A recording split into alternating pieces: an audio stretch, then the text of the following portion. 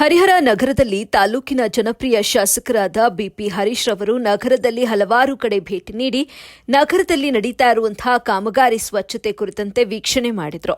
ಸ್ಥಳಕ್ಕೆ ಅಧಿಕಾರಿಗಳನ್ನು ಕರೆಸಿ ಆದಷ್ಟು ಬೇಗ ಕಾಮಗಾರಿಗಳನ್ನು ಪೂರ್ಣಗೊಳಿಸುವಂತೆ ವಾರ್ನಿಂಗ್ ಕೊಟ್ಟಿದ್ದಾರೆ.